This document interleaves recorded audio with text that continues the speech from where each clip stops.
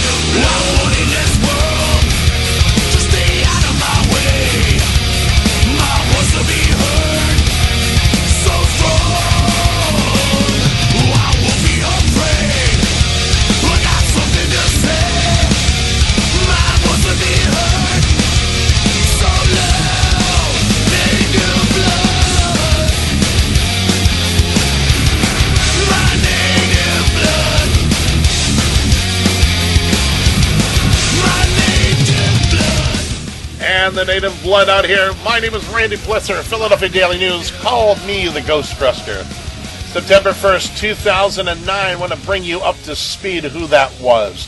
I put in the chat room, and I want to give kudos and shout-outs to the group Testament that's heading up to Germany, according to their website. That is Native Blood for the Pomo Indians. If you look on our chat site, I just put up a HTTP Wikipedia org wiki Pomo POMO _people.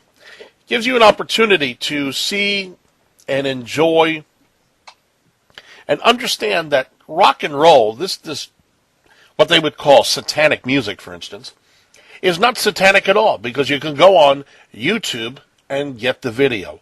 It is fantastic. Chuck Billy is a man almost 50 years old, if not, well, he is 50 now. A man, a survivor of cancer, a rare testicular cancer that hit his chest, that created this great album, Dark Roots of the Earth. So I'd invite people to listen to it, because I'm going to play a little bit at the end of the show. We have some great co-hosts, and then I'm going to get to a fantastic guest. Ladies, I'm going to introduce for the first time, bring to our great show, Trish Cazzola. Trish, good evening. How are you? Great. How are you this evening? Great. And we're bringing back the great Ray Thomas. Hi, Ray. Hey, how are you? Great. We are ready to rock and roll. I want to introduce Laurie Notch from Maine. She is an executive producer of paranormal television from the past, and she has lots and lots and lots of stories. Welcome, Laurie. How are you? I'm great, Randy. Glad to be on the show. Oh, I love it. You know, this is an opportunity, to do so many things. First of all, I'm going to ask that question. Who is Laurie Notch? Oh, that's a big question. Laurie Notch is someone who's reinvented herself many times in her 56 years on the planet. In the last decade or so, I've been pretty much devoting myself to writing and media production. But I'm also a lecturer at universities and colleges, and I spent about 20 years lecturing and at universities overseas. I'm an anthropologist, and I'm not the kind of person who looks at bones. I'm a cultural anthropologist, and so the paranormal phenomenon occurs in pretty much every culture on the planet. And it's always been a fascination of mine, and in my many travels, I've encountered things I logically can never explain. And I've written articles on how different cultures look at ghosts and death and how they perceive otherworldly things. And then I got into writing and producing different kinds of shows. I've done 3 paranormal shows, and I'm hoping to do more. So that's kind of where I'm at now. Wow. A lot. That's incredible. I mean, here you are, trained as an anthropologist, and you are producing paranormal shows. That's incredible. Well, I'm just happy I've been able to do it. It's not always that easy, So, and I haven't done one for a while. The last one I did was in 2009. And then I've moved into other projects. I'm working with a company called Zogby Entertainment. They were out west, and now they've moved up here to New England, and I'm the chief creative officer with them, and Doug Zogby is the chief, executive officer. So we're looking at doing narrative projects right now, but it doesn't mean I want to ignore my interest in the paranormal. We're just waiting for the time to get back into that kind of production.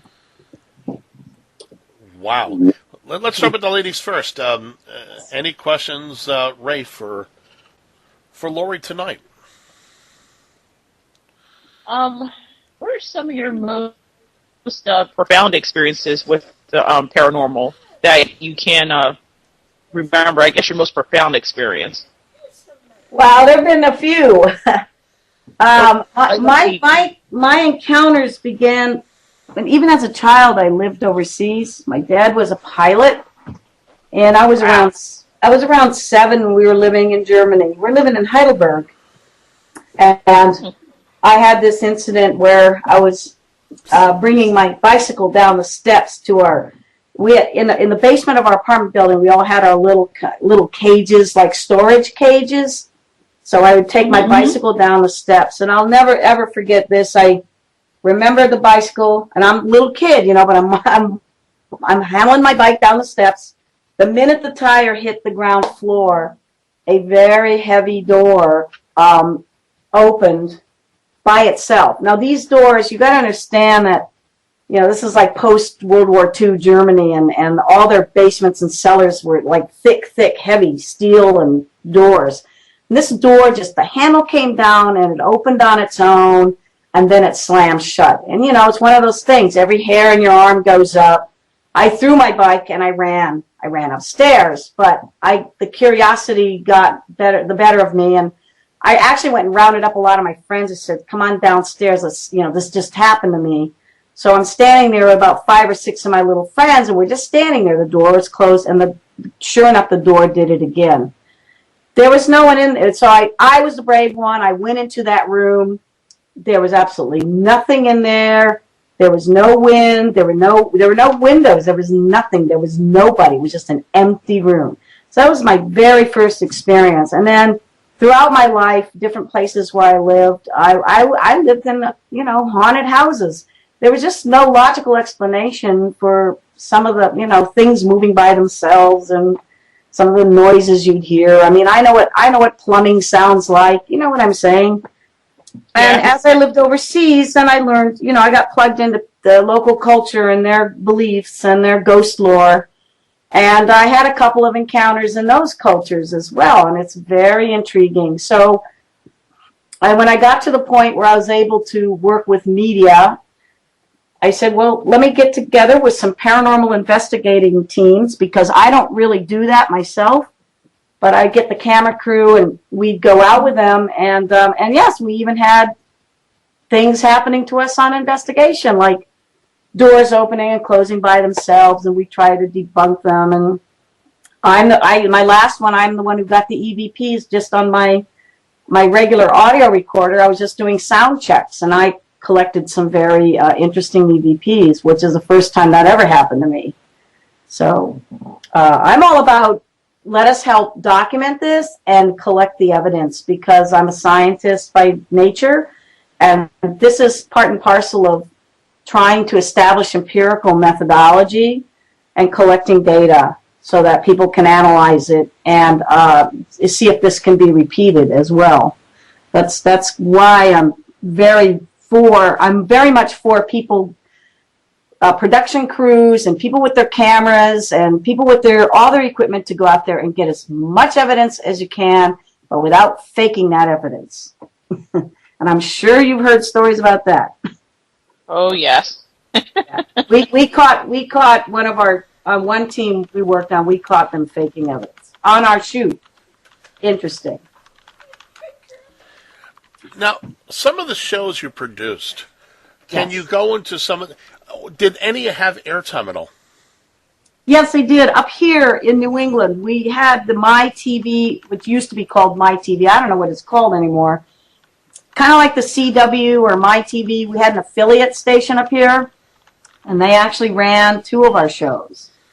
In fact, Maine Ghost Hunters right now, they've got their show on that same affiliate on Saturday nights. The Zero Lux program. So we did air it. I was talking to Hollywood producers at that time. This was back in 2008. They were interested. That's where I had the interview about. I had the interview about paranormal pets. Was a concept I was working on. Then Animal Planet went and did its thing. But I did have people interested in what we were producing and shooting. But there are some issues that happen when you're in production. Some of them are, you have to be careful about the paranormal team you're working with. Some of them aren't that above board in what they're, what can I say? They're not that honest and straightforward, and, they just want a TV show. So it would bring things into question. Plus, you have to be careful with the crew you work with. One of the worst things that happened to me was the cynical cameraman. You know, I don't believe in this stuff. I don't care if you don't believe in this stuff. You're there to shoot what I tell you to shoot. And then you have the cynical editor, and you've got to get your product up to airtime, and he's messing around because he doesn't believe in it. So he's putting his bias and his spin in your program. It was very frustrating. So you have to be very careful who your crew is, who you're working with. And so that could be a reason why our shows weren't that convincing, and I really wanted them to be. So that's heartbreaking. Trish, any questions? Yeah, so as you were saying, you're an anthropologist, and I'm sure this whole area is fascinating just from looking at that standpoint. Why do you think the timing now seems to be more ripe for these kind of shows and the kind of discussions, and it being, say, more socially acceptable than, say, 15, 20 years ago? What's changed? I'm sorry, I didn't mean to cut you off. Definitely, it's the technology, the social media now. It's a lot easier to access. Growing up when I was a kid, I mean, we watched shows like The Sixth Sense. There were ghost shows out there. They were mostly narrative type shows, but occasionally, I remember Art Linkletter. I don't know if any of you guys ever remember Art Linkletter, but he was a talk show guy. He did this thing with kids a lot, but he had a talk show, and he had a whole show devoted to actual film. People had little film cameras in those days, and it was the early days of video. And people were setting up cameras in their quote-unquote haunted houses and capturing phenomena. So that I would watch that. I avidly went growing up, when I was in the States and I could get American television. Definitely digital media, of course, social media, the social networking thing. The fact that people can have, it's cheaper to get the recording equipment than it was 15 years ago or 20 years ago. So more and more people are out there and able to produce the material and to produce the evidence. And there are more venues to show it on. And of course, television is seeing what's been going on the internet with interest in paranormal phenomena and all these videos have been posted, and they want to, they want to grab all that they can and for the money because they get big advertising dollars. But as I was saying, I was reading a blog or an article by Fiona Broom, who has been in the paranormal field for a long time, and she was looking at statistics with Google showing that actually the United States is like 4th or 5th on the charts for interest in ghosts. It's England, the UK, Australia, New Zealand, I think, are ahead of us. And she was showing how since 2004, according to Google search data, it's in decline. That the search with the word ghost is in decline. So it looks like it might be a passing fad.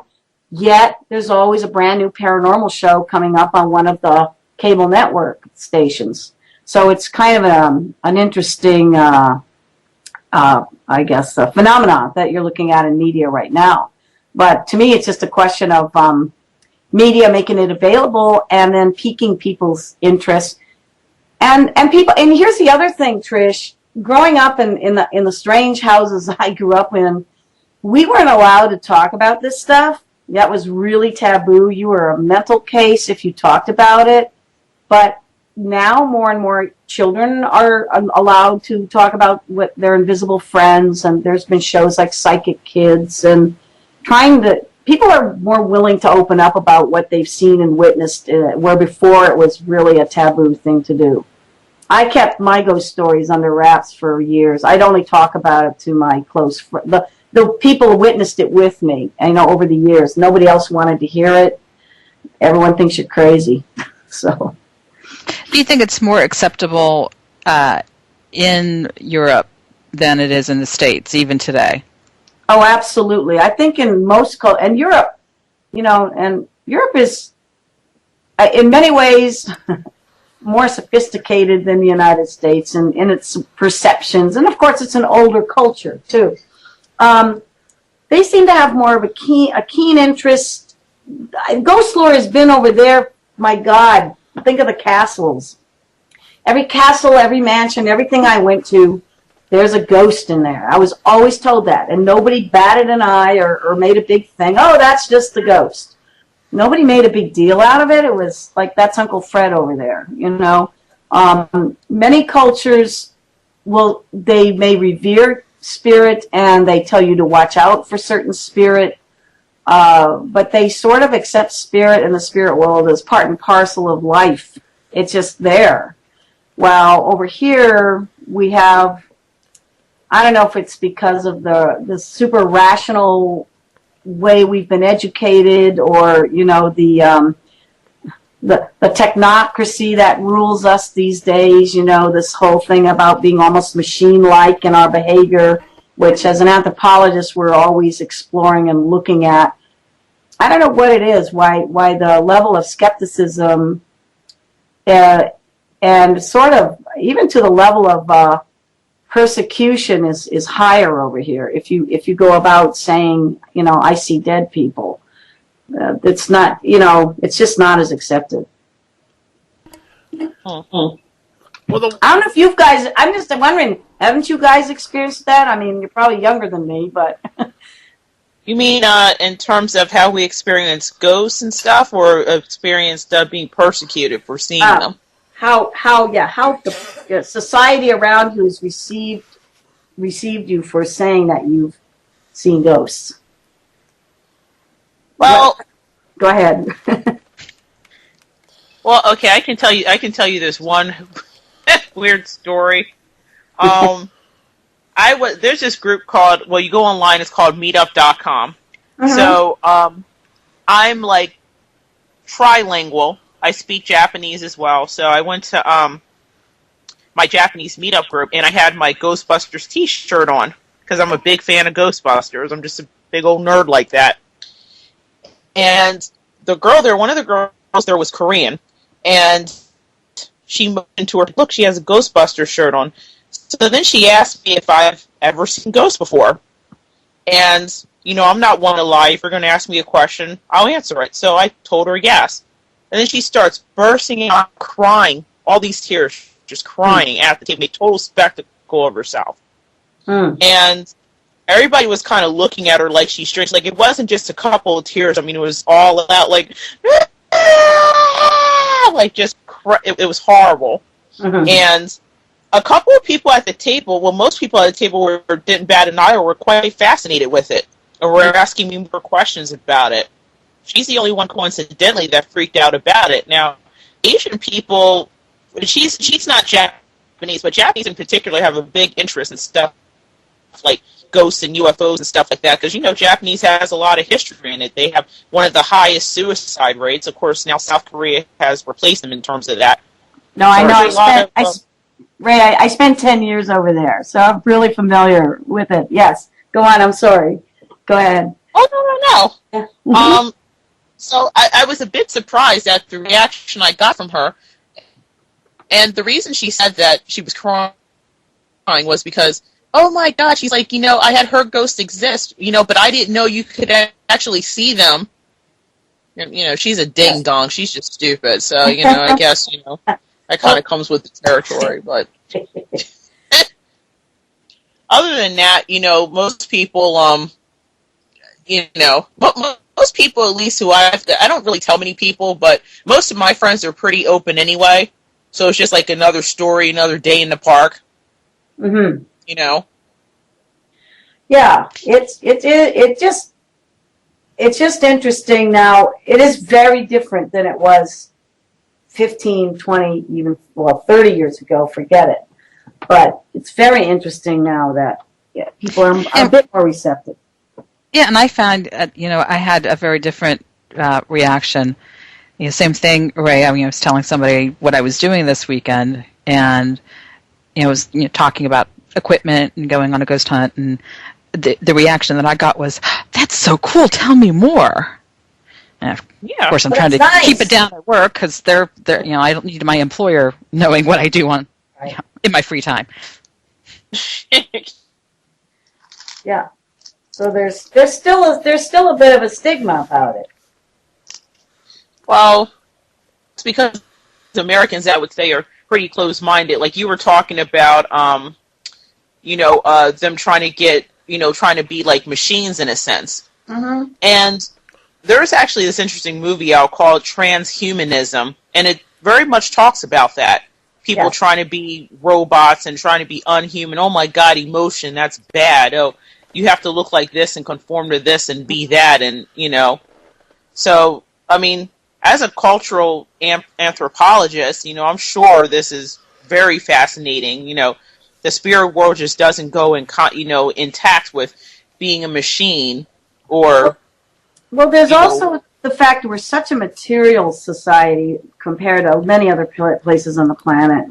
We're valued by what we own, and it's just so I can't even get, it's just so ingrained, and it's so deep in American culture and how we're educated to put value and measure ourselves by our things. But by the same token, I've noticed a shift in the society. More and more people are they hunger for the spiritual side. They have felt very deprived. So that's where you've got, more people moving to the New Age movement, or even the spiritualism is being revived. There's a huge need. Go ahead. Well, I mean, that's probably also because more and more people have less. So they have no choice but to, base their value systems on something. But even with the haves, even with the upper crusty haves, they will clamor for that. I publish a magazine, and I interview people in the, like astrologers and etc. And it's interesting the kind of money that they can charge. And I say, well, who pays that? Well, there are people who pay it. So there's an emptiness that I think many people in the society, even those with the means, they're feeling this. So I see there's a shift going on. Yeah. But then, in terms of the upper crust, the upper crust of society, the upper echelon of it, they were always more open to spiritual phenomena. I mean, even going back to the days of Helena Blavatsky and her protege, Annie Besant, people who were rich were always more open to the occult and funded it. Not saying that this is the occult, but it could be paraphrased under that. Right. Anything that's not of the norm, people want to throw under the umbrella of the occult. But you'll find that, even back in the day in the United States in the Victorian era, there were lots of people, even up to Edwardian, which I think was before Victorian, were very much into spirituality. They had a whole spiritualist movement. And yes. Yeah. No, they were, in fact, I'm working on a project right now about, I'm in research on it. I've been in research for a while about that movement with, what was her name? The one in Boston here. It's driving me nuts. It's on the tip of my tongue. She was a socialite, and she was one of the top, I guess, if you want to say necromancer of the time, of her day. And she was the only spiritualist that Harry Houdini could not bust. Because, oh, goodness. I know who you're talking about, too. And it's on the tip of my tongue, and I can't think of her. She had a moniker, she had a name. I've been reading, I've been doing a lot of research. My friends in New York have been digging up a lot of information. But it's interesting about what was going on in society at that time. And you're right, these are the upper crusty and the socialites. And they were very much into, they did. They were open to it, and they believed in it. And I don't know if that was just because also in Victorian days, there wasn't such a stigma about death. I mean, death was around you. People took pictures of their dead, to keep as mementos. And we weren't removed from the corpse. I mean, people died. The corpse was in the house. There was a huge transition with death right after the Civil War, and well, not even later, around the 20th century. People were much more closer to the dead, and therefore there was probably this belief going on that, well, they're still a presence. They're still around. I just need to find a way to channel that or to talk to them. How do we communicate? I think that was a general belief, and there are many cultures in this world that still believe that. And just because you're dead doesn't mean you're gone. and they don't, the body may be gone, but the ancestors are still around, and you better listen to them, or else you're in trouble, and they respect the dead, and they worship and honor their dead. Yeah. Well, Laura, you and I met, about 2.5 years ago? I think so, yeah. Now, Now, this is going to be a threefold question. Number one, you and I talked about money and the paranormal. I want you to hit on that. Yes. And then I also want you to, you sent me a wonderful but very hard critique, which was honest. and I'm going to say it on the air here, and I'm going to say it to you. Thank you so much, and I'm going to answer you with what I sent you. It's a place to start. Yes. So the second part of the question is, what is needed in order to make a television show? Right. Go ahead. Go ahead. And the third part of it is, how do we get your involvement in all of this? Well, okay. First of all, the money thing is the hardest thing. It's something I struggled with. I mean, I went out on my own. This was right around 2007, 2008, and I had some funds and means. I had a really excellent camera crew. I hooked up with some different, investigators. We went around basically in New England, and we shot and we filmed and we edited, and we got some airtime, and I got some of the clips sent out to some Hollywood connections who were intrigued, and we had many conversations. But the problem is, to produce the show, the money that goes into, if you're looking at to produce a show, it depends. You can produce something on next to nothing, really. If you've got cameras, or people who own cameras, if you have already invested in your own, your equipment, your K2 meters, your Mel meters, if you've already got all that, that's already done. That investment is made. Now it's a question of getting to the locations. And again, I'm not an investigator. Remember, I just would coordinate the production. So I would work with the investigators. We would drive to wherever they were going to do their investigation that night. I would bring about three cameras with me. We had some very high-end cameras. We had those little $200 Sony IR light cameras. They're cheap, but they work. And we could do it just I'd feed my crew pizza and beer, okay? We paid for the gas. I mean, they didn't care about earning money. They wanted to be on the shoot. Then we'd edit it, and that took time. The filming is one thing. It's the editing that's the real nuts and bolts of making that show convincing. And again, if you're working with an editor who doesn't have the same vision as you, you're in trouble. Editing is very tedious. It takes a lot of time. It can't be rushed. And you have to take everything you've shot, and you've got to tell story. So you've got to have enough narration in there. That means either through interview material, or you're going to write a script. I had to write a script to go with our productions to explain locations and explain certain theories. And we'd have a narrator narrate that over certain parts. So that had to be planned, and that had to be done in a recording studio. Sound is an issue on these things. I've seen a number of productions where their sound is so bad, what's the point? Did you hear that? I can't hear anything for the lousy feedback on the mic, you guys, Sound is always an issue. So you've got to make sure you've got really good sound, the best sound you can get. You've got to be able to enhance those sounds, because if you did catch an EVP, have you noticed on a lot of shows you hear this and it's supposed to say something?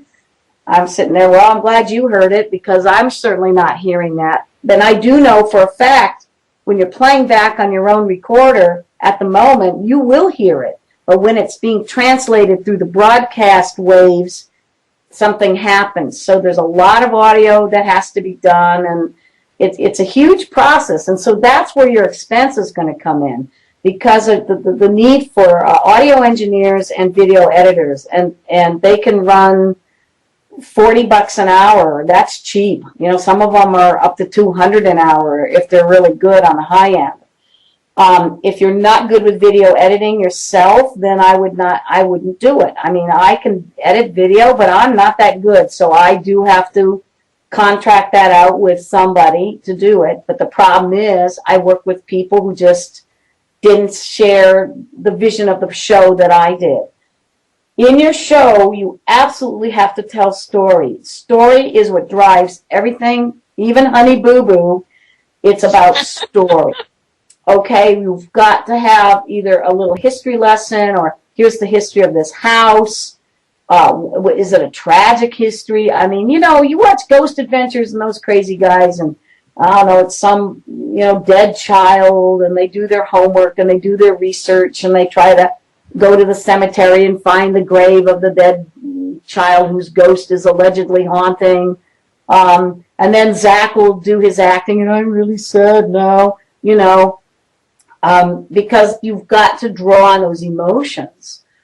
And this is what the viewing audience wants, and this is what a producer wants to see. If you're going to get it in the hands of a producer at one of the networks, you've got to have material that's very well filmed, well edited. The audio is clear, and you've got good story in your editing. Somehow, some way, you've got to get story in there. And it can't just be a music montage, cool music with a bunch of guys running around in a spooky old building. You've got to hear their story. You've got to have interviews with them. Why are you who are you? Why are you a ghost hunter? When did you get into this? Explain your equipment. Do a nice shot of your equipment, your K2 meter, your Mel meter, etc. And what does this do? Give brief explanations of that. The best way to really create your own show, Randy, is to really religiously watch every ghost show that's out there. Look at Ghost Hunters, look at Ghost Adventures, Ghost Lab, remember those guys? I think they're gone now, right? Yeah, we had them on here a few months ago, yes. Oh, well, they're cool guys, but the thing that they would do these reenactments, they play the music, and that was kind of cool, they had didn't they have a big van or a big RV they travel around in? They had all their equipment with them. So they had some kind of gimmicky things, but I don't think it necessarily hurt what they were trying to do. And then there was the one, did you see it? Was it Ghost Cops or something that was out of Chicago? You ever see that show? I haven't. I know my wife has, but I have not. Well, the point is even that show, and that didn't have a very long run either. A lot of these shows haven't had a really long run. And even look at The Haunted, Bio Channel. You guys watching My Ghost Story, Caught on Tape? I like that show. And some of that's faked. I already know because I know some guys I know some of the stories, and I know guys who debunked it. But not all of it. Some of it's really good. I've also known people who I know their experience was legit. And there was some controversy, too. The guy who originally started that show, he wanted a more sensitive approach to this. And then, of course, the hard-ass producer got in. And, no, we got to have scary, and there's always demons. And, why does it have to be that? But that's what they wanted. But look at the techniques they're using in telling their story. You have to really study what's working out there, and you have to emulate that in your own production. And if you can come up with something that's unique and that nobody is talking about or doing in their show, that's a plus. And then it's getting it in the hands of the right production team. That's another trick. And that's a treasure hunt to find the right producer, or what we call a showrunner. This Fiona Broome, if you look her up, FIONA online, she does a lot about how people can get on paranormal or get a paranormal show out there. She's pretty resourceful. It's not about money for her. It's about let's see if we can get more people out there. And she does talk a lot about what the trends are in the ghost hunting show business. But bottom line, it's entertainment. Even though I know you guys have a mission to collect evidence and show that this stuff really happens, it's entertainment. And the television shows are going to do that above all else. And even guys like Ghost Hunters, who probably started off very well-meaning, they have been very compromised because of what the media wants. And then is that the price you want to pay? Because you'll get a paycheck for that, that's for sure. Yeah, as long as you sell your soul out, though. Well, Randy, I remember in one thing we shot, and this sadly did not ever make the airtime. Because I had a debate. We had a phenomena where we saw what we thought was a shadow person. One of my cameramen, my decent cameraman, who believed in this stuff, actually, he said, Laurie, look at this footage. It looks very much like a shadow person who's moving toward one of the psychic mediums.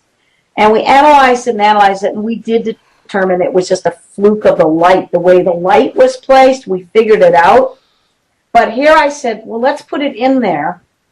And we leave it, we say, look, could this be a shadow person, or is it the light? Just leave it an open question, right? And my editor said, no, I'm not putting it in there because it's fake, it's nothing, it's this. And I'm like, that's not your call. We need to get our audience engaged and get them looking at it and saying, what is that? That's the trick. We weren't saying we were faking it. We weren't faking it. We were all, two of us were taken aback by it. Then we realized what it was, But these are the issues you run into, and you've got to be able to show these things, just like Ghost Adventures does, where we determined at the end of the day it was the IR reflection, which is okay, but it draws you in when you see that weird blip of light moving across the wall, So you have to think like that. You really have to think story, and what's going to be visually stimulating to bring the audience in. If you actually caught something, a figure, a transparent figure, that's what you really play up, because that's what people are going to look at over and over and over again. Wow, is that a real person? Did they fake that? They're always going to ask if you faked it, Randy. They're always going to ask that, but it doesn't matter. You just put it up there and play it back. And get people looking at it and get them talking about it. So, what was the third question? What was the last part? Oh, how can I be involved?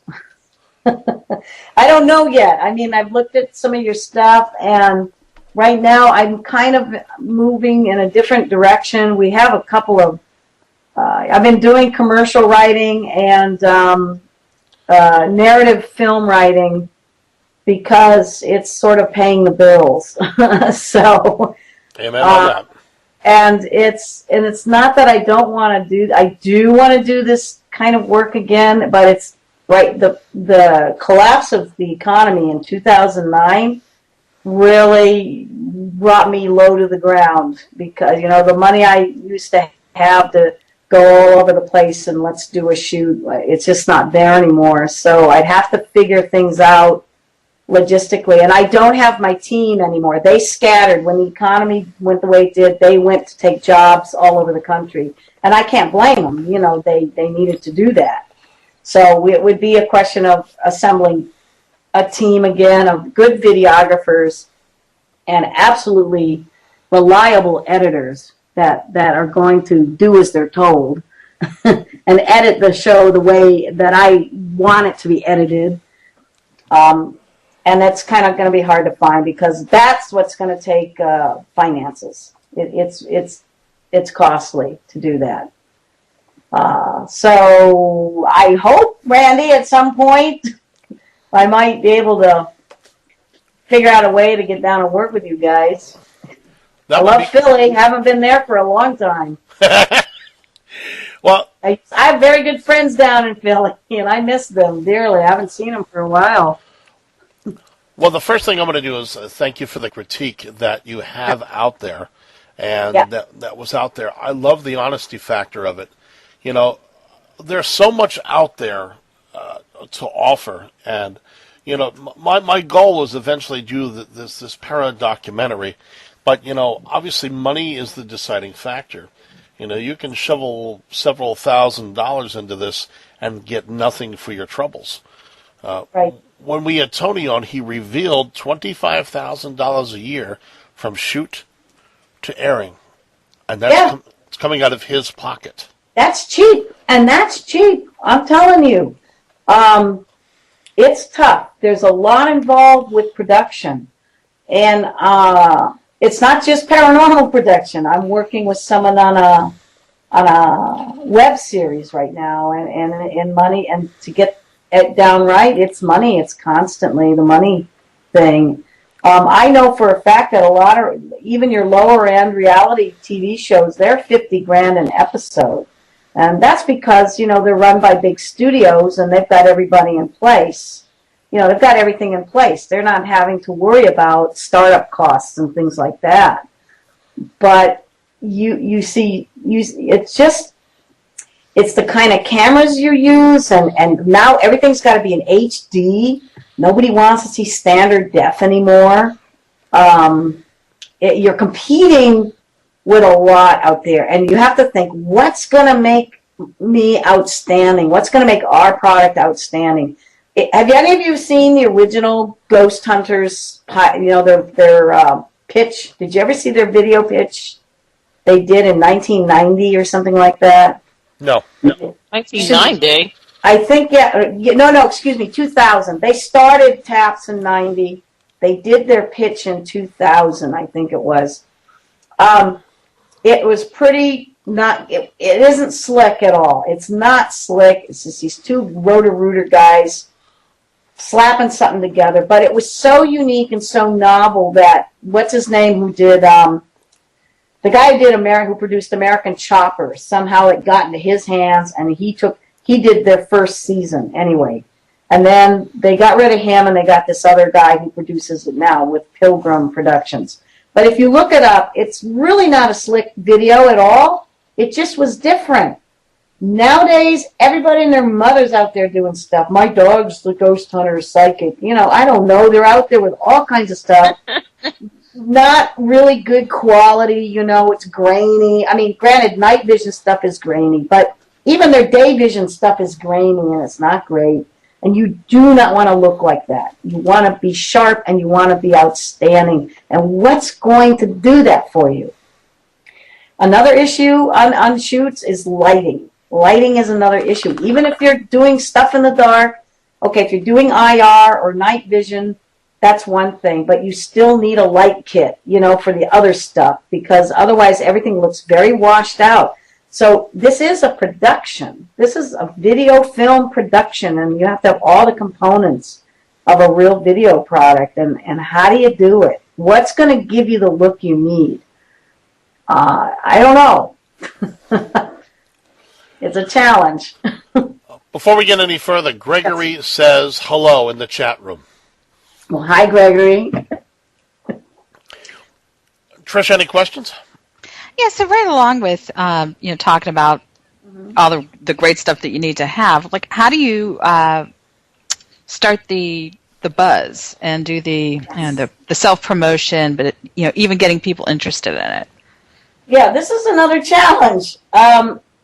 I know that we'd worked with a couple of different psychics and researchers. We had a group out of New Hampshire here, and these women had already had their own local access show in their town in New Hampshire, which was they already had some buzz. So by the time we met, and I said, well, let's try to get you introduced to Boston and Maine and get you on the air somewhere else, Plus, these women were published.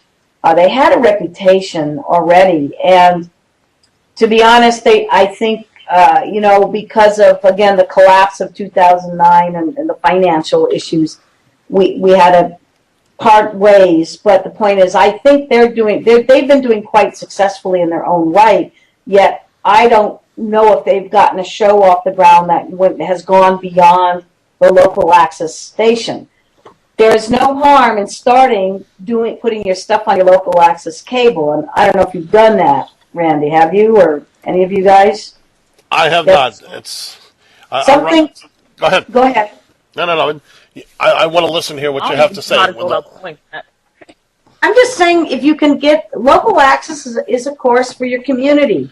I'm totally for local access. It's a really good way if you can get a show going, particularly one on this topic. And it can be about what you're filming and what you're capturing on film, and you guys going out there, but you guys could get on there and just do your own panel discussion talk show. You could have guest speakers on your show coming into the studio. I don't know what you have down there for your local access, but if there's no show like this that exists in your area, you guys could be the first to create one. This is a start. Like what you're doing now is a start, and you go and you build from this. With local access, you're gonna have camera people. You're gonna have engineers. The guys who do the whole studio production, and it's just a question of convincing them that they should have a show like yours. Well, I was going to ask, how do you go about doing that? I've never been on local access TV. I don't even know the first thing about how to go about it. Right? You walk in the door. Hey, first of all, look at it, watch it. What do they have going on? Boring stuff mostly. It is. Sadly, it is. But and that comes on at 4:30 in the morning. Don't ask me why I'm up that late watching TV. But I love ours. I love because every Friday night we have Horror Friday, and even though they don't produce the shows here, they show 2 of these horror shows that I like. I love horror films, and but I've gone in there. I was doing some work with them a few years ago, not on the paranormal. It was actually on some other community television stuff. And you're right, it's boring stuff. But if they want to bring up viewing, they want to bring up viewership, like any TV station. So if you know your local access, where it's located, and if you can say, hey, can I kind of talk to somebody? We're paranormal investigators in the area, and, it'd be kind of cool to have a little show here with experts in this field, and maybe it could be a call-in show or something like that, and it's worth a shot just to ask, to go in and ask, because I know if I went in down here and said I wanted to do it, they'd say, yeah, sure, when you want to start, but the problem is I'm too busy. So that's an idea. Of course, YouTube, but then you're out there with 9 million other people on YouTube. So again, what's going to make you stand out, and what's going to make more people look at your production? What is it? Okay, like I was watching, and I forget this guy's name. I watch so much of this stuff. He was explaining about how to, with a typical audio recorder, I don't know if you know about this, but when you're doing EVPs, there was a way that you could adjust settings in a typical standard audio recorder for a certain enhanced, range of audio. I'm not a technical person, but here he's explaining all this. So here's a guy who's not just going around with, here's something, we caught this EVP. He's talking about the actual technology. You want to get better quality EVPs. Here's what you do with a standard digital recorder. So it was a how-to kind of thing. So I thought, well, maybe that's how he's getting his following somehow. So again, I think you need to see what is going on out there, who's doing what, and again, you're sifting through a lot of stuff, but look at the stuff that's getting the most hits. What's making them so successful? What are they talking about? What are they showing? What's the quality of their production? And figure out ways that, one, you can basically copy that or emulate it in some way, but then try to put something in there that's quite unique, that nobody else is really talking about or doing. And again, using your own particular language for it, etc. As social networking, are you guys on Twitter and all that? I am. Yeah, the Twitter thing, which I drown in that stuff, and I basically, like I posted about your show tonight, and I post about your show quite often, to be honest. But the thing is, I don't sit there and look and see what everybody's saying to me. I don't have time, I'm too busy. So I throw things out there and okay, go on the Twitter wins, and hopefully someone's going to see that and pick it up. Facebook, of course. I don't know what kind of paranormal groups you're with. There was a wonderful paranormal site that was like a Facebook for paranormal people, but I think they went under. I was on there for a while, and then they went down, and it probably was a financial thing. They couldn't. Oh, I think it was Paraspace or something, wasn't it? Not Paraspace, it was something else, and I was sad. It looked like it was a really neat site, but it worked just like Facebook. I think they got sued actually for kind of ripping off the Facebook formula or something. I don't know. They just went down, and it's too bad. I don't know if you guys, is there anything else out there like that, like a Facebook for paranormal? Well, there's a lot of paranormal help, paranormal groups. One of the problem is you substitute with this paranormal. You have so many subdivisions and subdivisions. Yeah. They're the concept that I put together, has all that three-dimensional model that you read about. Yeah, that's good. The industry likes this one-dimensional, sort of ghost hunting, and I got two horror stories for you. And this thing's really sad because the first time we tried to put a project together and really worked on it, I had two people re-register the pilot name and try to do it themselves unsuccessfully. Oh, from your idea? Yeah. They went on their own with it, huh? Yep. The second one, the camera people that I brought in started goofing around, and after we finished the shoot in September, I had to fight for the videos until November. I gave them hard drives, and then the hard drives disappeared, and he threw a hard drive against the wall. So I'm dealing with this juvenile behavior that I have to take to small claims court in order to sue them for $1,000, which I have paperwork in order right now at a local magistrate's office. This stuff, I can pull my hair out. It's tough. It is. It's ridiculous to understand that when you're trying to do a vision, and this is the vision that I share with you, you're a very enthusiastic woman. You are very cutting edge. You have all the concepts and creatives and ideas. And it seems that every paranormal team out there uses every sort of unstandard ideology from one of these commodity shows and tries to rubber stamp. I bought every Go ahead, Blair. Go ahead. I'm just saying, Randy, sadly, that is the way television works, period. It's not even paranormal. Look at anything on TV. I mean, you guys know the show Psych, and then after that show became a success, then suddenly CBS comes up with The Mentalist, and Psych even made lovely jokes about that. Now they have Sherlock. Sherlock exactly. with Lucy Liu and stuff. Same thing, isn't it? Same thing. Yeah, basically. And then it's like, how many more cop shows do we need, honestly? Or doctor shows, really?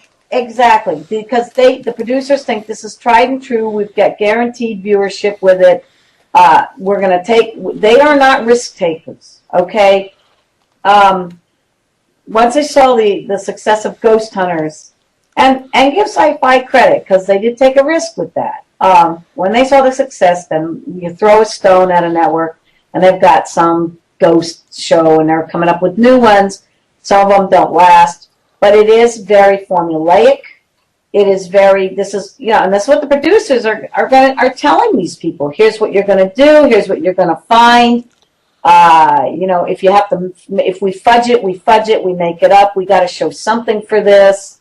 I mean, I was reading. I mean, the one show I really can't stand is Paranormal State. They did a show up in Maine, and I had a friend who worked on that show, and she said, "Oh God, never again." What did they think of Chris Coffee? I'm just curious. Well, no, I mean the place they picked up here, and it was a curious place. But the local people, and I know the area. It's about 40 miles west of here, 45 or 50 miles. And there's this house, and there were all the animals, and if you had pets, it would die, and no one could live in this house. And then I find out from all the neighbors around that area, oh, that woman is just making a mint convincing people her house is haunted, because she charges admission for you to have the privilege of spending the night there. And everybody knew it was bogus, but Paranormal State came up, and that their top secret operation, and you can't be in while we're shooting, and it's ridiculous. And they've been busted, for faking most of the stuff they've shot. But for some reason, they have a following. They got sued by Penn State, didn't they? Really? They got nothing to do with Penn State. Yeah, I think so. But So, Laurie, not to steal your next. Go ahead. I was going to say, so not to steal any of your ideas, but what is the next big thing? I don't know. Okay, I'll tell you. Here it is. I'll put it out there. I know I would like to pursue my concept of paranormal pets. What Animal Planet did was not see. One thing when you pitch a concept, you never pitch the whole bag. You give them something. You give them a little bone and see what they do with it. I have a concept to do with the idea of paranormal pets, which wouldn't be quite what The Haunted is doing. I watched The Haunted, and it's like there's a paranormal pet right now barking. I have some thoughts to develop that kind of show, and then there is definitely on the documentary side of things. I do want to explore. I do want to do a documentary about the business of paranormal investigation. I mean, not like a ghost hunting show, but do a documentary of what it takes to be a ghost hunting team. You see what I mean? I like that. But, why because I don't think that's really been done. Not that I've seen. Can you think of anything that's done that? Like from a documentary point of view? No. Where you have different groups and you're saying, okay, here's this group's methodology. This is what they do. Here are the members of their team. This group will never use a psychic medium because they just totally want to be scientific. This group will use psychic mediums for whatever reason. And yeah, there's a lot of the chicanery that happens. If you could I'd love it if I could bust a team faking stuff, really bust them. Oh my God, because not to devalue or the field, but to say this is the problem right here. This is what makes it not empirical in method, and this is where the skeptics can come in and deride it because, well, you faked it, and if you faked it, then everybody else is faking it. You see what I mean? They're giving it a bad rep. So that would be, to me, the program I really want to do is just let's see what it's like to be a paranormal investigator. What goes on in the daily lives of a paranormal investigator? What's the day job like? If you're allowed to do that, and you don't want because some people don't want their boss to know that they're doing this other stuff. You know what I mean? What are the controversies? I just think it's endless. If I could pull that together, that would be tremendous. Well, I have a guaranteed show for you if you would ever be interested in sitting down and talking. How about for those out there in the middle, and I'm just going to say what I usually say. Somewhere in America, there's a 230,000 square foot warehouse that is active with a business now that we explored several years ago. That I was working with somebody from another network. That unfortunately the show was canceled. But how would you like to even open your eyes and get a little bit of salivated on a haunted working factory? Oh, that'd be tremendous to get in and shoot something like that. That'd be spectacular. My question would be, what are the insurance rates going to be? It's working. Oh, it's a working factory. It is working. And they would give permission to go in? We had permission. At one point, the owner said he had retired. We were going in there just investigating once or twice a year. But if there was a show and discussion, obviously we need to find the finances, first of all, to finance such a venture. So just do me a favor. Let's take a number here. Let's shoot for a number. If I would we have to come up with $50,000? Would that be enough to film in another state? Oh, in another. What state? I can't. State? I can't. Okay, don't say it. Let's say if you're. So this is How far? What are you looking at for transportation wise? I mean, how far is it? Is it a drive? Do you have to fly there? It's a drive. It's a drive. Within a day or? Within 8 hours. Okay, within 8 hours. So here you have to think about okay, logistics, right? An 8-hour drive. How many on your team would you take? 4. 4 people on your team. You're Nope, definitely I'm one of them. okay. Goody. So this is going to be something where you're just going to be in there for one night. Well, the thing is, the story is very. I have Lorraine Warren involved at one point. She had reviewed the evidence, and she had said to me that there are several different time periods inside the building. Supposedly 1,100 people died inside this particular building. Yeah. And the whole large story can come out. One thing I would love to shoot this and to do this and have you on the executive producer end. And I would love to be involved. I just here I know right away it's the issue of raising funds, and I know I'm not particularly in a position there right now where I'm at, but one thing I can do is find the crew, and probably much less than what you're saying, a good crew too. I'm saying, and see if, now remember where I'm at, I'm up here in good old Maine.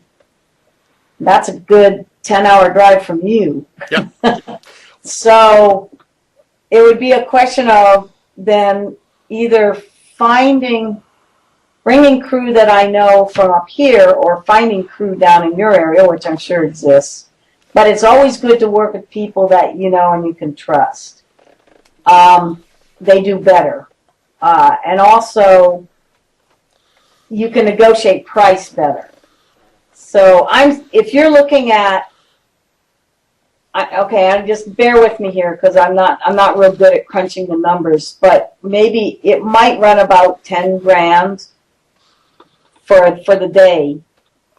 Okay. And that would even include $10,000 to shoot for that time, and then the editing would probably be part of that for at least a decent trailer, like a decent promo video of the experience.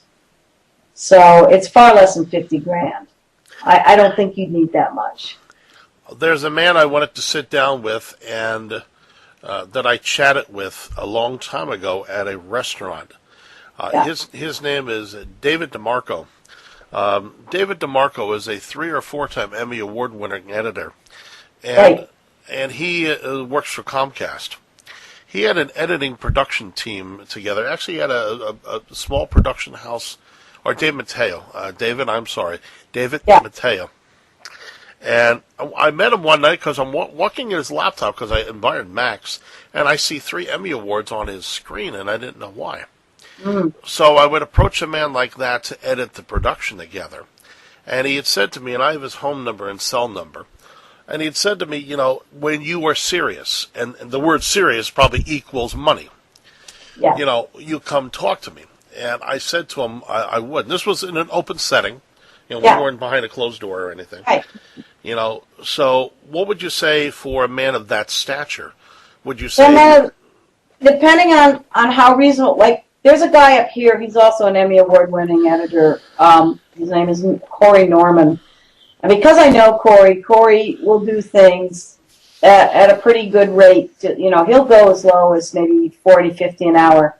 A lot of guys like your guy, they're going to want like $200 an hour for editing because they're that good. But it depends on, how much he likes you. Because if he likes you, Randy, and he likes what you're doing, he'll bring his rates down, All this can be haggled and bartered and bargained with.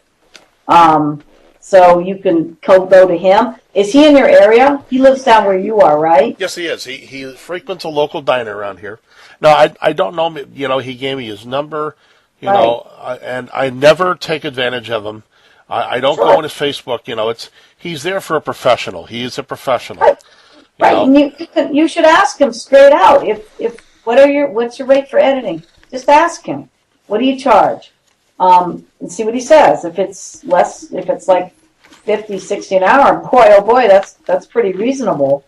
And the beauty of having it, see, here's the deal. If you've got an editor with you that's in your area, you can be there kind of looking, but he may not like it. But you can be there monitoring the project. And you've got to be there to monitor the project because it's your project, Randy. It's one thing to say, hey, yeah, go ahead and do what you want with this, and he could make it look like circus clowns. I don't know. I don't think he would, but I've had this trouble with editors in the past. They just don't share the vision, and they got their own vision. No, yeah. And what disturbed me about this is the camera crew that I have, I wanted to introduce to David and eventually see if they would mentor each other. He's a 3 or 4 time Emmy Award winner. He is editing. This is a man who edits professionally. And dealing with this stupid garbage of this juvenile behavior of these people. I just don't understand it. I love these. Go ahead. First of all, Randy, those guys were nowhere near any kind of professional videographer. Believe me, I work with professional videographers. And even my youngins, the youngsters I work with, did not ever do that. They were on that job. They were very professional. They were sharp. They were on time. Boom, shoot this, do that. Go out, get me some B-roll. Out they go. I didn't have those problems on production. It was later except for the one cameraman, I don't believe in this. That guy never worked with me again. You see what I mean? So you got a lot of guys who've got a video, have camera, will travel. Doesn't mean that they're professional videographers or they're even good at what they do. Even the quality of their work isn't probably good enough, to be honest. I don't know how they're making their living, but they're probably not that good, to be honest. A good videographer is going to be there, Johnny on the spot, setting up those tripods, everything marked and calibrated, lighting kit, everything has got to be there. Did these guys have a lighting kit when they came on the shoot? Or they just bring a camera? One had a lighting kit, the other just had a camera. And one guy was permanently unemployed because he uses people for funds.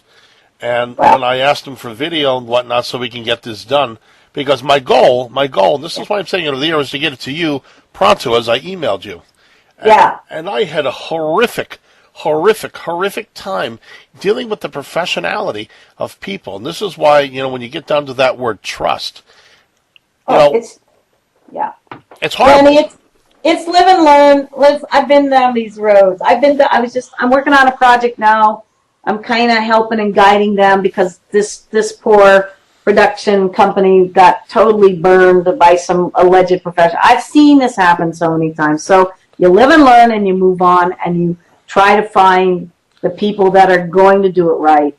The question is, though, you've got to come up with the means. And again, you and I will have to talk about a little more about this particular project. I could probably, our guy who runs our company, we could come up with some numbers that probably aren't as high as you're thinking. And if you can raise 10, 15,000, that would probably be enough to get the footage.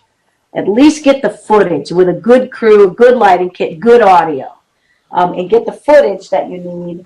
And then from there, we see what if we can shoot it less than that. Probably now you got that little extra cushion of money to go toward a good editor.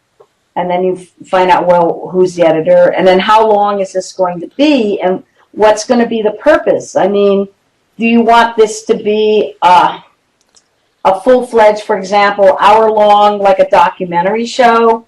Or do you want it? Definitely you're going to want probably a couple of teasers or trailers coming out of it because that's your marketing and advertising. And then you've got to say, what's the bigger goal? I mean, here's the story of this factory. This is a great story. You could probably get that somewhere if it's an hour long, just as a travel channel maybe. Who knows? The thing is what's the bigger goal with this? Is this going to be the start of something to come? If you guys are familiar with Ghost Adventures, I think it was back in 2004 or 2005 when they did their first pilot that was done out at that hotel out in Nevada, out in Virginia City, that really haunted place that no one can even stay in as a hotel. Right. That was their very first product. And, I mean, these guys are trained as videographers and everything. But they did a pretty good job with that little 2-hour. It was a 2-hour show with pilot. And it ran on Sci-Fi, and it ran. And these guys didn't get picked up by Discovery or Travel Channel until when? 2008. It took them 3 or 4 years before they got a deal, you know. But their pilot was a pretty good pilot. So that's what do you want to use this to get yourself to that next level of having a regular show going on, if that's your aim. Well, that's one of the goals. Ray, any questions? Well, I do have one that has to do with like ghosts and being a cultural anthropologist. Okay. Oh, I'm sorry. What'd you say? No, I said okay. Oh, okay. Being as though we were talking about before, like some cultures are more open to like ghosts than like others are. Mm-hmm. Would you say, well, you said that you were in Asia for where exactly were you in Asia for 10 years? Korea and Japan for the most part, but I was all over Thailand, Philippines, Nepal, Himalayas, up there, everywhere. Oh wow. Out of those countries, which one did you like? Would you say that you experienced the most ghost activity out of, and how were the people receptive to that? Basically, Korea is where I really had an encounter. I was in Japan, and in fact, in the summer they practice, is it Obon, which is the ghost ceremony, the ghost season. And honoring the ancestors and everything? Yes, but this is a time where, I mean, I was part of all the festivities. I carried mikoshi. There were ceremonies, of course, too. But there were lots of ghost stories and ghost lore, and, you know, don't walk past that cemetery. You know, they were really big into that. But I didn't encounter anything I thought was of spirit, except for the spirits that we drank. But it was in Korea where I wrote an article. It got published in actually a Romanian publication, where a colleague of mine, an American colleague, he actually was visited by one of the Korean female ghosts. What is interesting about Asian ghosts, most of them are female in nature, and they're terrifying. The terrifying ghosts are female. And I always ask the question, why are your ghosts, these wicked, terrifying ghosts, why are they all women? And he says, well, the way we treat our women, what do you think? You know, they're going to come back and get us for what we've done. I thought that was enlightening. But one of my friends actually saw one of these female ghosts just kind of appear out of the curtains in his room and stand and look at him, and then she just faded back in. And it's very unusual for us as people not of that culture to really get into their ghost lore. I kind of think ghosts are very psychological. You kind of got to be in tune with them. But then I lived in a house. The last place I lived in Korea was in the city of Busan, and I had strange things going on in that house. I had a Korean friend try to investigate, you know, what do you know about this house? And I found out that the previous tenant had been a shaman, and you know she did exorcisms, traditional exorcisms, and she channeled the spiritual ancestors of many people. And when she left or moved out, they thought it might have been a residual entity hanging on, and it messed with me. And I used to pour it libations and light incense, and then it messed with me so much I finally yelled at it and kicked it out. And I don't know, it went away, didn't come back. But it was interesting because in all the years I'd lived there, I'd never encountered anything anywhere. I'd heard the stories. I wrote the stories. I went out with shamans. I did shamanic rituals with them. I never encountered anything till I lived in that house. But it was around all the time. All the time. There was always some concept of spiritual presence. And we talk about it. Mm-hmm. Now that's really interesting how most of their ghosts are women, and they're terrifying, because even when you look at, let's say, some of their movies, like movies from Korea or Japan, and they're ghosts, like Ju-on or The Ring or something like that, they always have really long hair. When I've asked my Asian friends, because a couple of them have seen ghosts, and they tell you the same thing about the hair. It's always like long hair that kind of like covers their face, and you know, it's... And I'm like, why is it always, at least, why is it always like that those ghosts look like that? And when you talk to Americans, you get ghosts of all spectrums, all different. Well, we're a mixed, country here, but, all different types of hairstyles, sun bleached, tan, whatever. We get ghosts with no heads. We got ghosts that are just heads. We got no. They have a variety. I know the movies will portray it certain ways, but no. In Korea, for example, there were. Oh my God! Most of my Korean friends had encounters with the spirit world, and it wasn't. In fact, it was very rare, to be honest. They saw that typical banshee type female. They would tell me. I had a student when I was teaching at the university.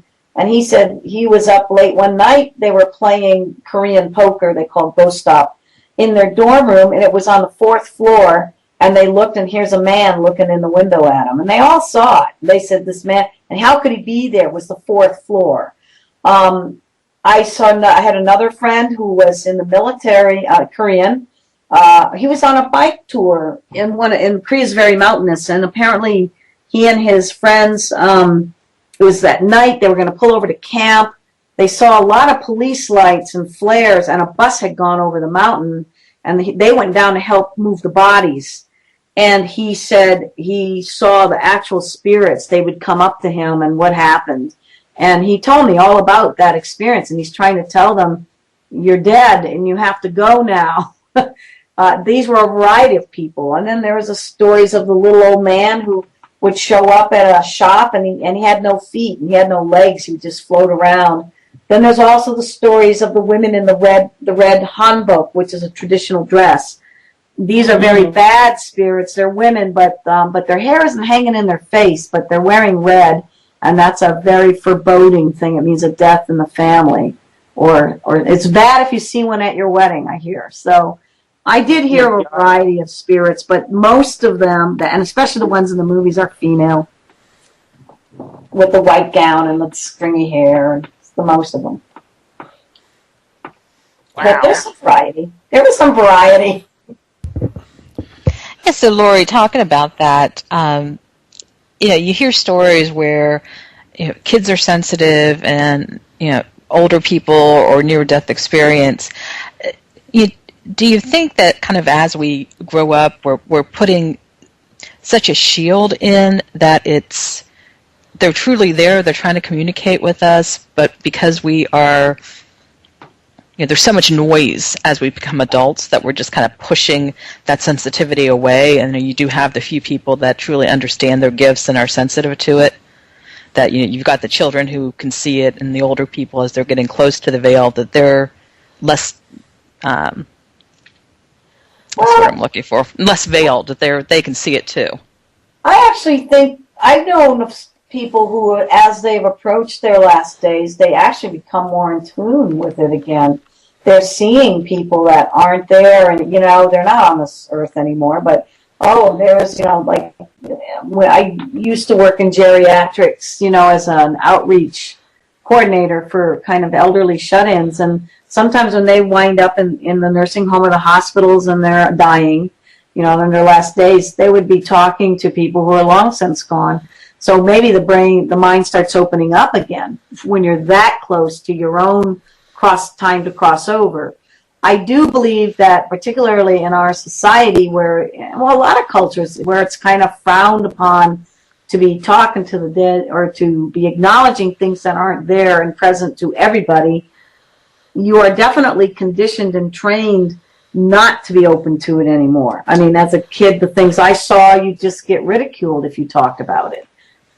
You get punished. And there's another thing, too. I can remember making a fairly conscientious choice when I was around 17, saying, I don't want to see this anymore. I don't want to hear it, because I have to live my life on this planet. I can't be dealing with all y'all's out, and a lot of them weren't very nice. You see, that was the other side. There were some very bad entities, very scary ones, and I'm like, I don't have time for this. And they take your energy, man. They just suck it out of you. You need your life energy for your life. So I admire the mediums and who are the true mediums who can manage their life in a living, breathing, flesh and blood type vessel, and yet manage the spirit world on top of that. That's tremendous energy it takes to do that. So, but I do think the brain changes and it shuts out. It's just like the tuning isn't there anymore. The radio frequencies aren't getting in. The brain is hardening for whatever reason, sociological reasons or just general maturity reasons. It's a good question. Well, I have a question. Like, what about the usage of ethnogens and opening that up? Because people have had experiences on ayahuasca, shrooms, LSD, DMT, even marijuana. Yep. Well, then you're bringing down a lot of your social shields. Of course, even alcohol. You know what I mean? You're relaxing. Your normal defenses aren't up. So I think we're so conditioned. And you got to understand, what is the brain? It's like a big old biochemical soup. So what chemicals are going on to keep us sober and functioning so we can do our daily routine. You're looking at the amount of serotonin levels. Has anybody done MRI scans for people who are for talking at the time with a person from another, from the beyond? This is a good question. What's going on in the brain when a psychic medium is in contact with spirit? Or what's going on in the brain if somebody who doesn't necessarily believe in this just sees a ghost? What's happening with the chemical levels in the brain, the receptors? And then why all of a sudden are you receptive? And do these, like you say, these mood-altering substances, what do they have to do to contribute to opening you to these other entities? It's a good question, and science doesn't have a lot to say about it because science isn't being asked to explore that. Or it's a question of we don't have the money to do the MRIs. I'm sure there are paranormal societies and schools out there that would love to do these experiments, but it costs money. And science is going to say, well, we need an MRI machine to find brain tumors and not ghosts. I don't know. It's a good question. It's a very good question. It just tells you there's a lot more that needs to be done to explore the paranormal, scientifically speaking, with the equipment that we have today. I agree. Yeah. As we move on, there are many, many things out that, between conventions and everything else. Yeah. I want to ask you an opinion of something. Would you go to, if somebody said in a convention, after planning all this and says, willing to cancel within the 2 weeks, and you make everything payable to a person rather than an organization, would that throw a red flag in your eyes based upon the stuff that you've learned about paranormal? Okay, I got to get this in context here, Randy. So you're saying at a convention, like a paranormal convention? Yes, that the person who's running it would be putting checks in his own personal account.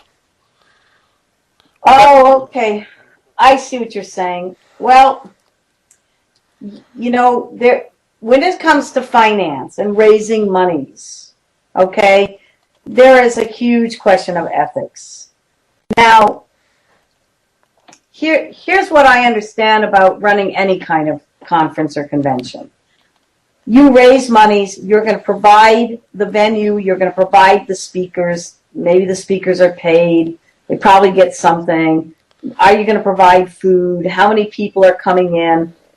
You've got to cover the cost of the hall, you've got to cover certain costs. If you're the administrator of that conference, you definitely will get a salary. You should get paid for being a coordinator. But then the question is, well, where did the rest of the monies go? And that's where you run into this.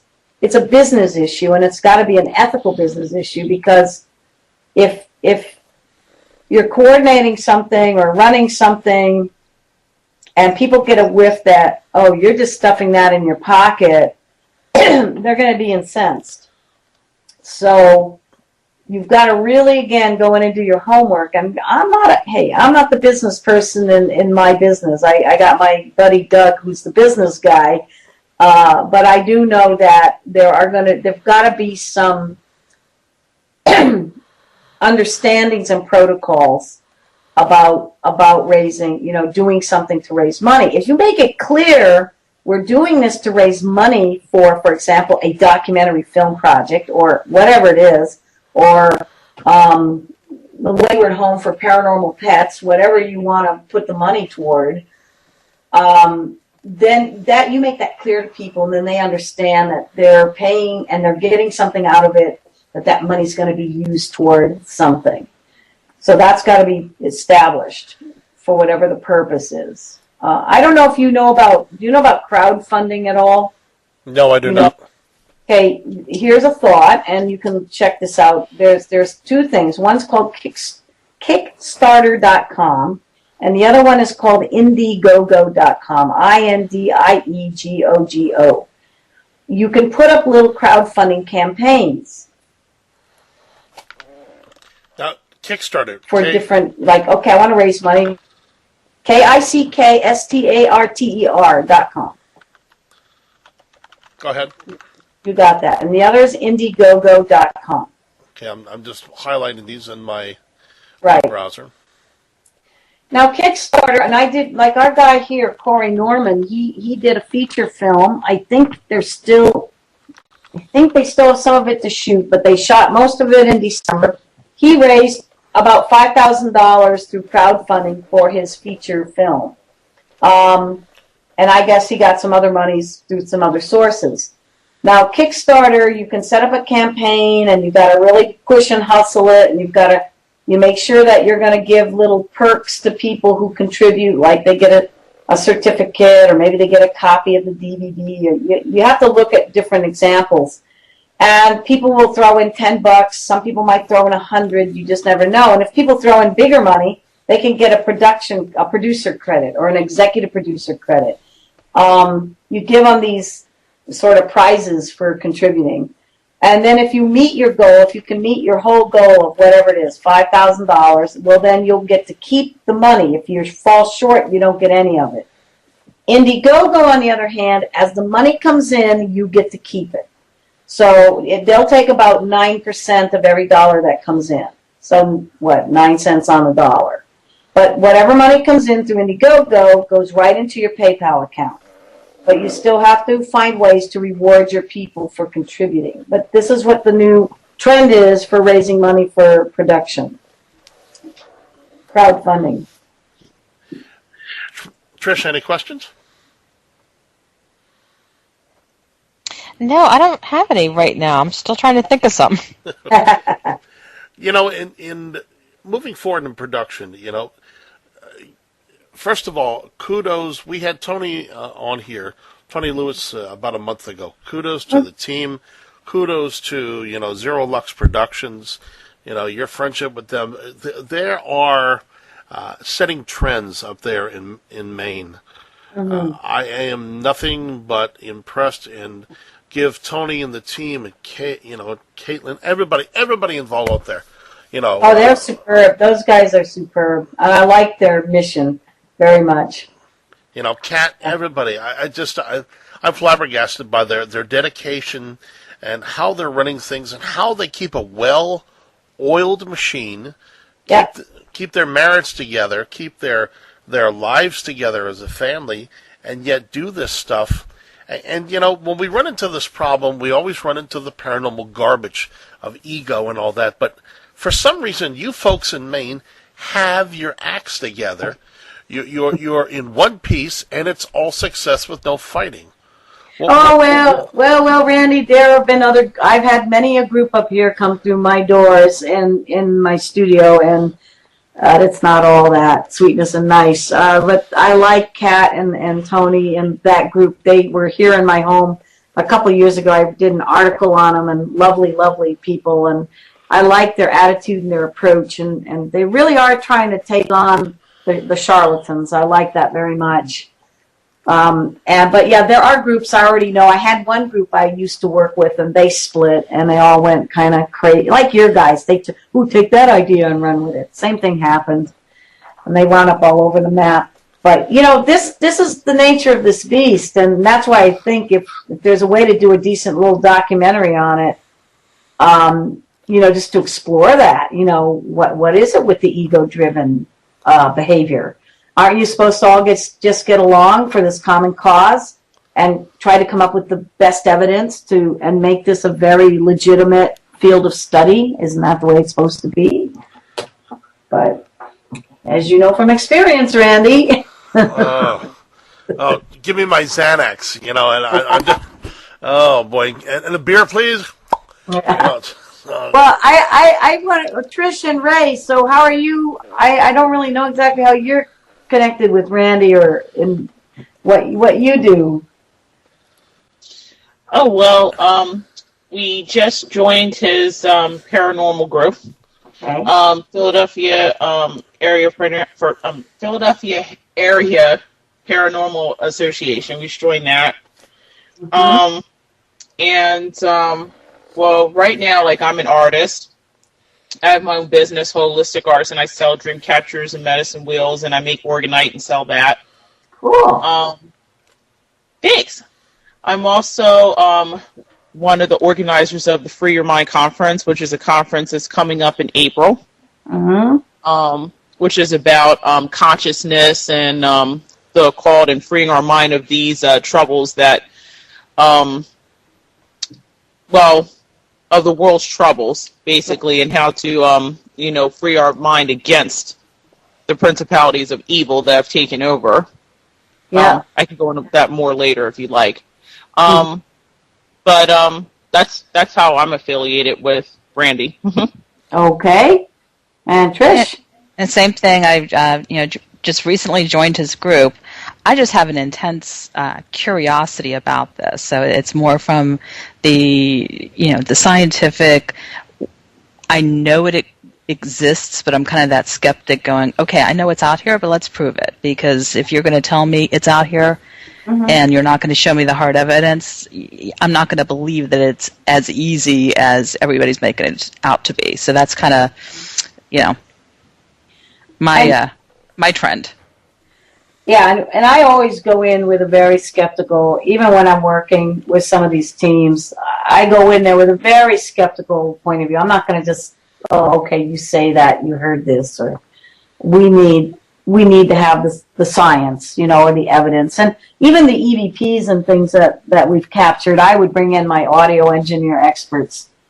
I want to test a theory about ventriloquism myself, how many of these people are actually throwing a voice, how do we prove, register that on the in the hertz and in the decibel range. I haven't been able to do that, but I have had audio engineers who've listened to our recordings saying this is outside the human range, so we know then that it's not human generated, which blew their minds away too, because they're the worst skeptics. It's like no, the audio is audio, So if I can get scientists to say, okay, I have no explanation for this, and I say, okay, now we got something.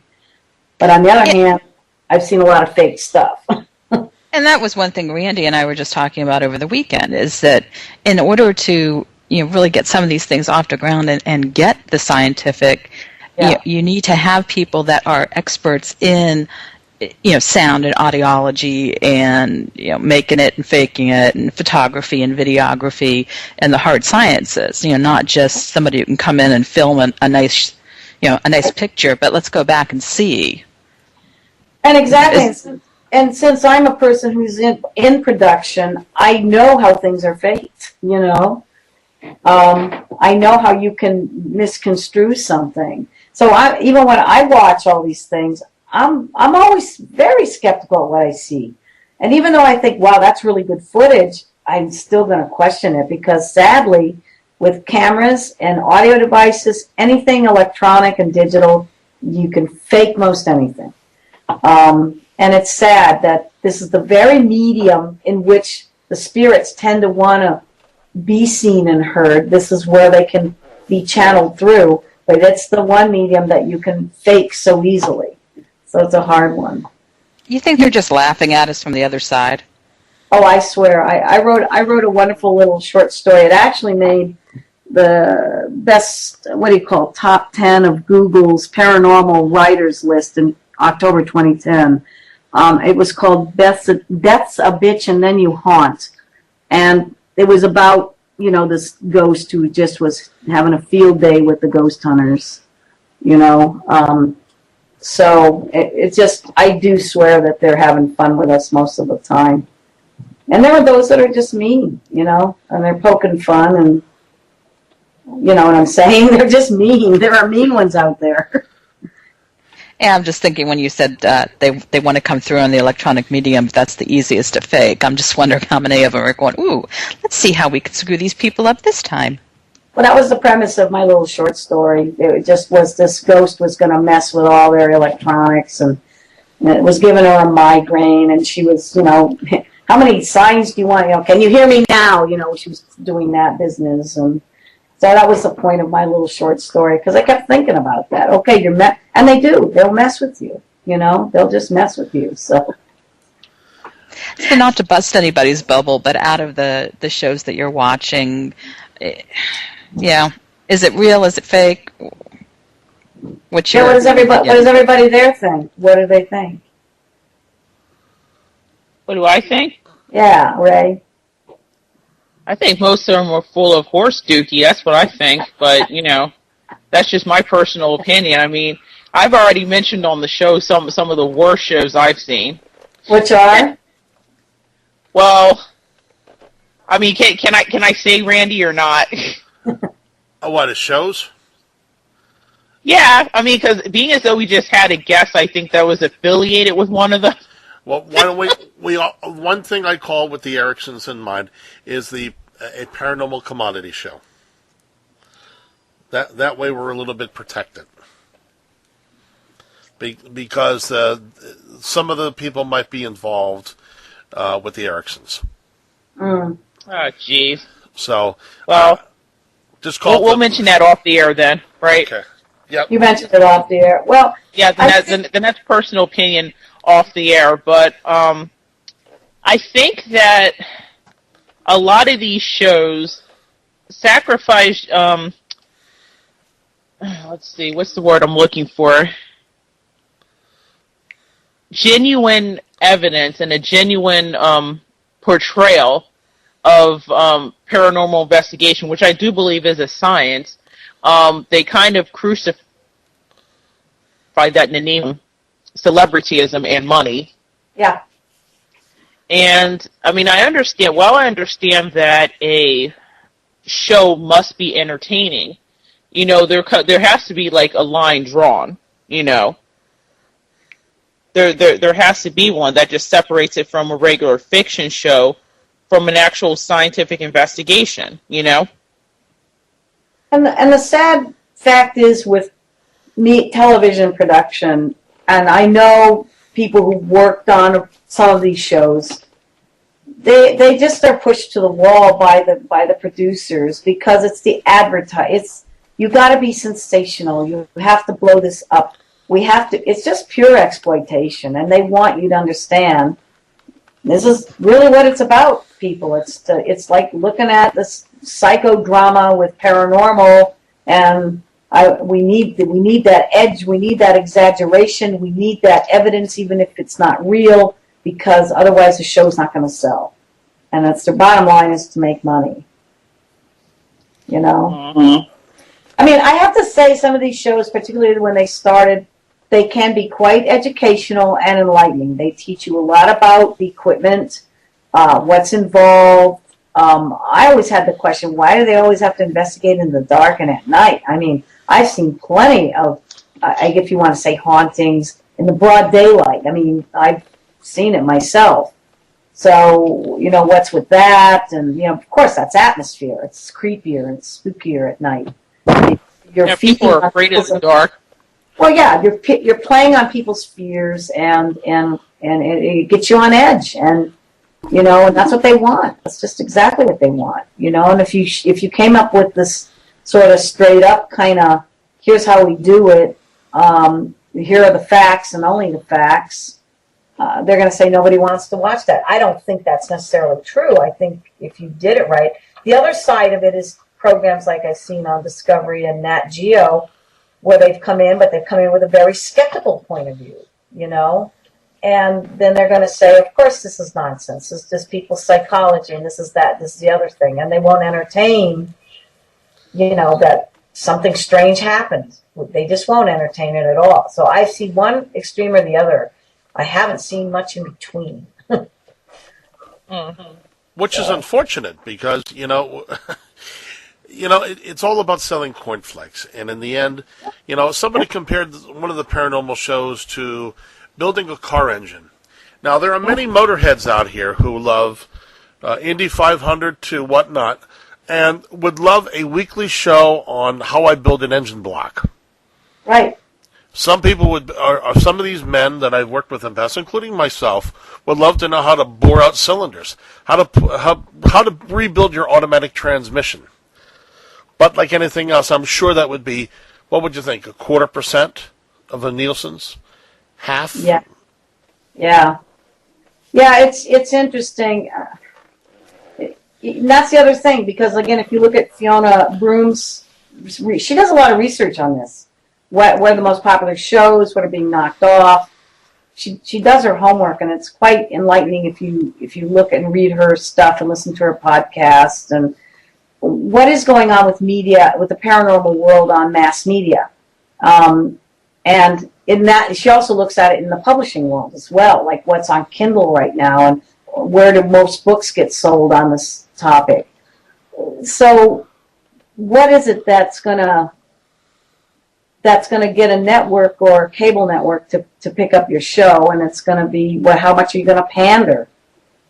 You know, like I said, what they call it, the redneck ghost hunters now, that they're going to, swamp guys meet the Ghostbusters. I don't know. They're going to find any gimmick they can to try and garner an audience. And even if it's to be visible, that's the sad part. Are we just going to laugh at them old, hicks down there hunting ghosts? Jerry Springer type stuff, that's what they figure people are going to tune in to watch. And even if it's only for one season, that's okay. They made their advertising dollars for that season. It was suggested on a previous show back in October and November, so nobody gets hurt out of this, to put up a web television series. You're going to put your heart and soul into this and discover that, a woman like yourself won't be able to shop it out because of this reason. Or if a team can afford analog cameras versus HD until they can't do it. We were told at one point here, put up a web television series. That way you have the control. People watch the episode, and then you can walk away without getting dirty and getting hurt. Right. This is where things are going now. But on the other hand, what do you got? You got the money grubbers in there with taking over that prospect. I mean, you can always set up a web series. You can do it from a webcam. You could sit there, like I was watching this gentleman about how to set up your audio. Remember I told you about setting up your audio for enhanced EVPs. He does these how-to YouTube blogs and videos. You could do a little show with, like what you're doing now, but like in a studio with a web camera or a decent camera, and you could broadcast this along with some of the footage of, let's take a look at this footage of when we were at Fort Mifflin or whatever it is. Again, what is going to make it stand out more than any other product that's out there? Because believe me, there are shows like this on the web. They're out there. But who's watching them? How many hits do they get? YouTube looks at how many hits you get on your video, on your show. What makes it go viral? These are these issues, and everybody's out there trying to do it. Can you get your show, for example, picked up by Blip TV, or how do you get on Blip TV or Hulu or Netflix? I mean, these people are producing their own darn shows right now. Netflix is its own production company right now. So it's the cheapest thing to do is web TV. You have to really crank it out to keep your following and your viewership up there. And you still have to think of how do you tell a story and keep people coming back to want to see more. That's the trick. What's going to draw them in to say, what's the next episode? What are we going to show next? So you've got to script it really well. And if you get the viewership, you're great. Which leads me to the other question, how many people around the United States, are overshooting their bounds, getting hurt by some of this stuff, instead of setting their bounds at a reasonable level? You can go on and buy the HD cameras from your local commodity store, use a lower end editor, and build yourself a web television series if that's the way you want that. Right. And not get hurt or burned out of this game. Well, this is the risk, Randy. This business is a slippery slope. It's you're handling eels. Believe me, the eels are in your fingers and they're slithering out. It's the risk. It's a huge risk that you're going to take the minute you put something out there. And the minute you put something out there that's good, it's going to get ripped off. Yep. It's just nature of the beast. And one of the go ahead. I just want to bring up that, though. On the other hand, Randy, when I've had product out there, I had serious producers interested. Sadly, the economy went the way that it went, okay?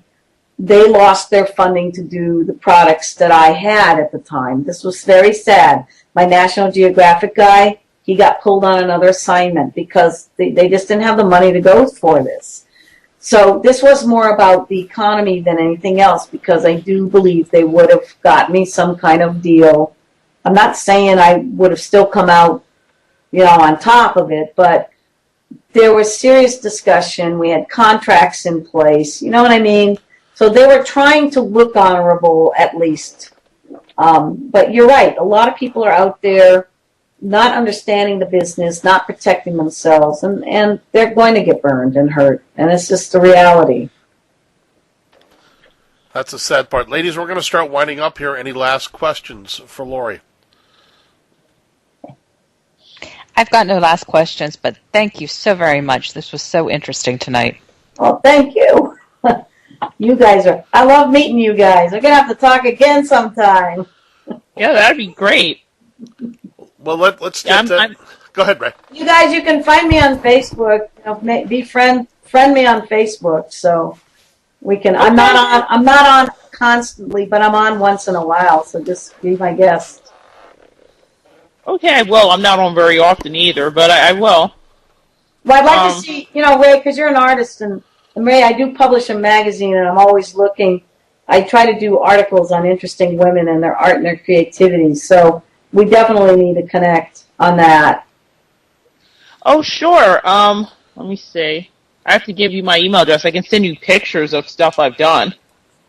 Yeah, you can give me your email, and if you go to ideagems.com, that's kind of that's the website for the publication.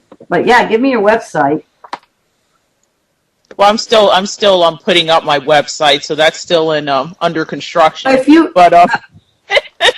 if you go to ideagems.com. IDEAGEMS? Yeah, ideagems.com, and then my email's ideagems@aol.com. You can send me anything. I mean, great. I've been running this magazine for years, and that's a pure labor of love, believe me. It doesn't make any money, but I got a lot of writers and artists all over the planet very happy because I help promote their stuff. Great, thanks. You bet. And Trish, are you a writer or an artist? I am a photographer by hobby and a 9-to-5 slave by trade. We know that, don't we? Know that day job business too. Well, Trish. Oh yeah. I do a lot. I work a lot with. I have a lovely photographer down in Philly. A couple of them I featured in the magazine. So yeah, take a look at it if you want to. Definitely will. Would love to send you some stuff. You bet. I write poetry too. Particularly for women in the arts, So anything to help get the word get you girls some presents. Super. Wow. Laurie, we're going to want to arrange a show in the future. I'll email you. This is not going to be the last time. Time you and I'll speak, because I think, there's a lot of unfinished business out here, especially. The scientific genre that I emailed you, you think there's an excitement in the stuff that I sent you that it's worth pursuing, and if not professionally, on a web series? No, hang on. What did you email me? I'm sorry, Randy. I got to recall what it was. The 3D model, the X and Y. That one, yes. I definitely think if that's developed properly, and if you had some cool, I hate to say it, not hate to say it, but if you had some cool graphics, to kind of show, it's definitely a very good concept. And I like that concept. It just does need to be explained better and illustrated visually. Can I say a final thought when you guys are done? Please. Sure. Okay. So I'm just saying, Randy, that's where I see we go next with that concept. Perfect. Thank you. Perfect. Ray, go ahead. I just wanted to say that I really admire that you're a cultural anthropologist, because when I was going to school, I first wanted to go to school to be an archaeologist. I think this is probably from watching too many Indiana Jones flicks with my father. But nonetheless, that's what I wanted to do. And then when I took because I took a couple anthropology classes, and then when I got to my first archaeology class, then I realized, this is kind of boring, because my teacher told me, gee, most of the stuff has been discovered, and the only thing we do all day is wipe rocks and do carbon dating. And I'm thinking, gee, I thought I was going to be running from cannibals and big, boulders and stuff like that. So, snakes. That's what I thought, because I'm all about adventure. But, maybe one of these days. But I just want to say I really admire that. Well, thank you. And I kind of fell into that by accident. I have 3 different degrees in different fields, but that's the one I really stayed true to, and I'm an applied anthropologist, so I use anthropological concepts and I apply it to anything, even media production. And I've been a consultant for the Olympics and a bunch of things. Wherever they need cultural expertise, I'll do my best and bring it in. And I teach. In fact, tomorrow morning I got to go in and teach anthropology first thing in the morning at the college. So it's very good. And thank you, because poor little anthropologists, we don't get enough recognition. I think it's great. Thank you.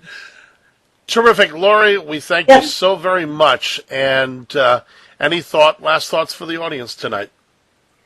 Boy, I don't know. I'm in a brain drain right now. I feel like I'm The Walking Dead, which I missed for doing your show tonight, but it's okay. I love zombies, people. That's one thing for sure. I do love them. Just go out there and explore your world. That's the best advice I can tell anybody. And yes, always have a bit of a skeptical eye, but don't close yourself off from amazing things. Those are my last words. Thank you so much. And ladies and gentlemen, thank you for listening for Ghostly Excavations. We're going to be back next week, and you're going to look up Laurie Notch up there in Maine. You got a great idea. You've got all the websites. Look her up on Facebook. Look up there in Ideal Gems. Got an article? Do so. We'll see you next week. I thank Ray Thomas out here and Chris Gazzola for these great co-hosts, and we'll see you next week.